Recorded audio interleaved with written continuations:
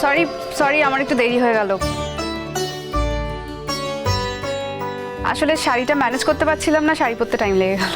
কি সুন্দর লাগছে তোমাকে বৌদি ভাই শাড়ি পরে। Thank you. এসো অঙ্কিতা এসো।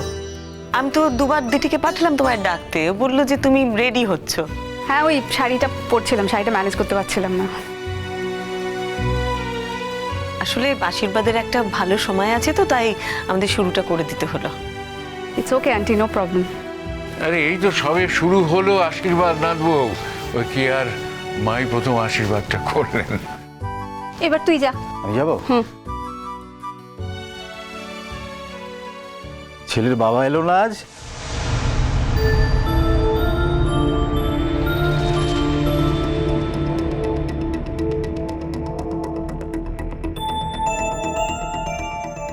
আসবেন, একটু পরেই আসবেন। অঙ্কিতা, তোমাদের পাপা কি রেডি হয়েছেন? হ্যাঁ আন্টি, পাপা রেডি হচ্ছে, জাস্ট আসছে। আচ্ছা, আশীর্বাদটা তো শুরু হয়েই গেছে, আশীর্বাদটা তো আটকে নেই, তাই না? হ্যাঁ, আটকে থাকবে না ঠিকই, কিন্তু ছেলের আশীর্বাদে বাবা মা থাকবে, এটাই তো স্বাভাবিক। মামু ঠিক আছে, আঙ্কেল চলে আসবেন। তোমরা যে কাজটা করতে এসেছো সেই কাজটা করে নাও আগে।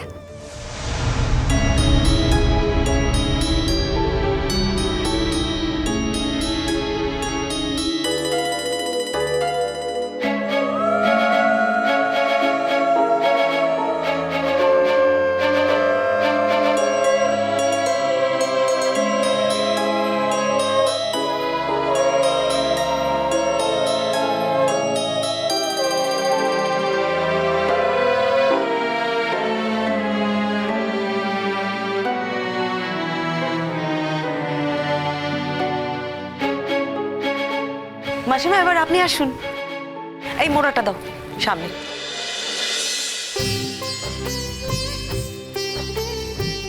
আমি ধরছি।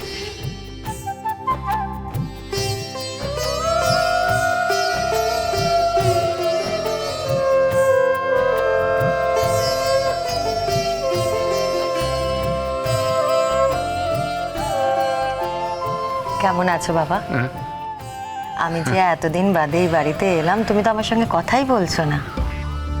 দেখো, তুমি একটা উপলক্ষে এসেছো, তুমিও ব্যস্ত আমিও ব্যস্ত, কি বলবো বলো এই মুহূর্তে। তুমি কিন্তু আমাকে একটা ফোনও করনি বাবা। আরে ফোন করবো কি, এখন আমার বয়স হচ্ছে না, কখন কি ফোন করতে হবে এসব কি আমার খেয়াল থাকে? আর তোমার যদি এতই বাবার প্রতি দরদ, তাহলে বাবাকে দেখতে আসতে পারতে। তুমি তো রাগ করে এলেই না। আমি কেন রাগ করেছিলাম সেটা তো তুমি খুব ভালো মতো জানো বাবা। প্লিজ অনিন্দিতা, আমরা একটা অনুষ্ঠানে এসেছি, এই কথাগুলো তোমরা পরে বলো প্লিজ। আশ্চর্য, আমি আমার বাবার সঙ্গে কথা বলছি, তোমার তাতেও অসুবিধা হচ্ছে? হ্যাঁ, অসুবিধা আছে, কারণ এই কারণে তো আমরা এই বাড়িতে আসিনি। যে কারণে এসেছি সেই মোমেন্টটাকে এনজয় করো প্লিজ।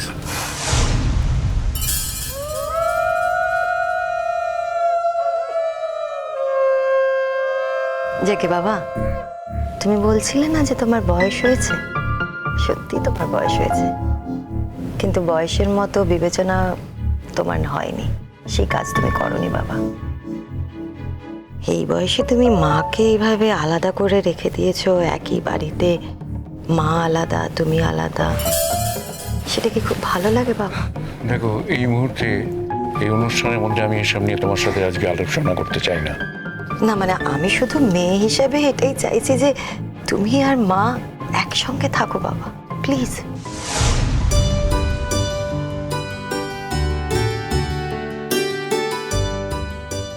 রোহিত আঙ্কেল,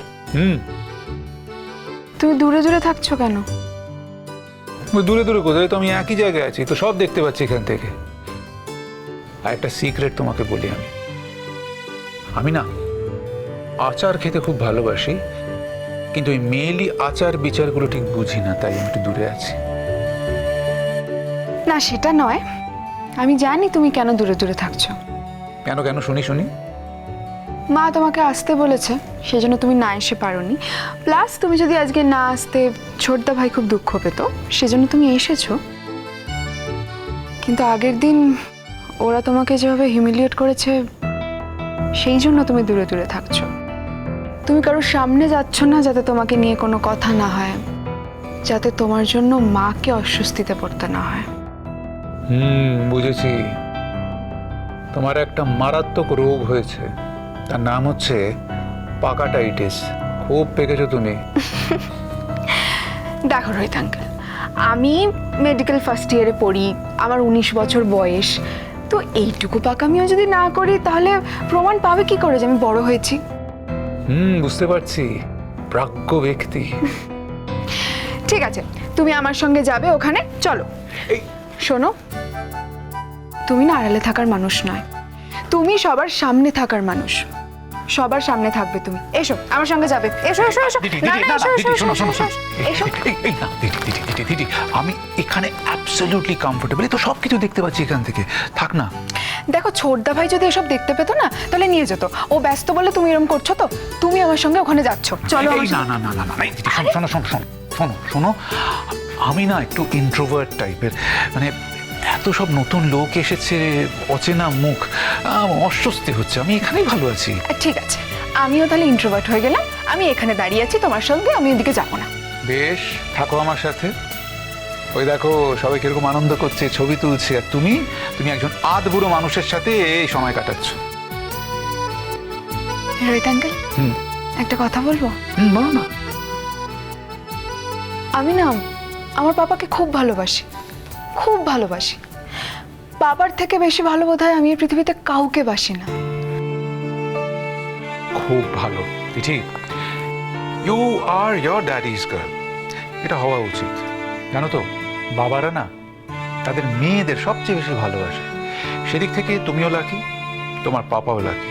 তুমি লাকি কারণ তোমার পাপা তোমাকে সবচেয়ে বেশি ভালোবাসে, আর তোমার পাপা লাকি কারণ তুমি তোমার পাপাকে সবচেয়ে বেশি ভালোবাসো। না, আমি একটা অন্য সত্যি কথা বলবো। কি কথা? আমাদের বাড়িতে না অনেক ভাঙচুর হয়ে গেছে। আমরা কেউ ছোটবেলা থেকে ভাবিনি যে আমাদের বাড়িতে এরকম ভাঙচুর হতে পারে। তবু আমি বাবাকে মনে মনে ক্ষমা করে দিয়েছি অনেকবার। হয়তো আমার খুব অভিমান হয়েছে, কিন্তু রাগ হয়নি কখনো। এতটাই ভালোবাসি আমি আমার বাবাকে। কিন্তু তবু মাঝে মাঝে এখন মনে হয়, যদি তুমি আমার বাবা হতে, তাহলে আমার জীবনে এরকম ভাঙচুর হতোই না কখনো।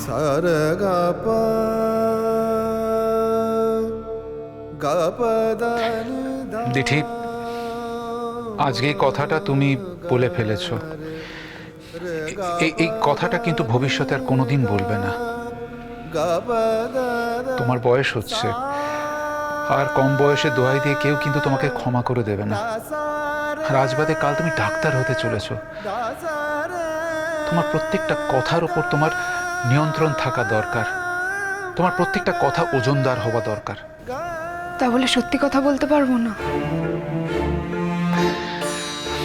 অভিজ্ঞতা থেকে বলছি, আজ যেটা তোমার কাছে চরম সত্য বলে মনে হচ্ছে, কাল সেটা নাও মনে হতে পারে।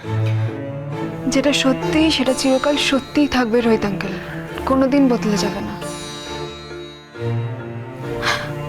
তোমাকে আমি কাছ থেকে না দেখলে বুঝতেই পারতাম না তুমি কতটা ফাদারলি। বাবা, আপনি একটু ডিঙ্কাকে আশীর্বাদ করবেন তো? আমাকে আশীর্বাদ করতে হবে? বারে সবাই আশীর্বাদ করছে, তুমি করবে না মানে? এক্ষুনি এখানে এসো। হ্যাঁ, আজ আশীর্বাদের দিন, ওনারা করলেন, আমরাও একটু সবাই একটু একটু আশীর্বাদ করি। হ্যাঁ, যাও বাবা। ঠিক আছে, যাই। কি যাই?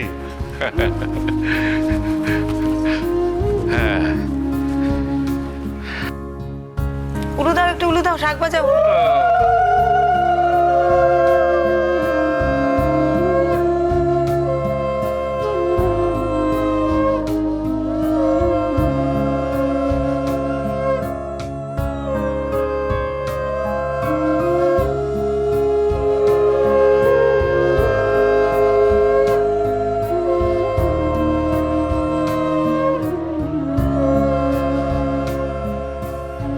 আরে ঠিক আছে ঠিক আছে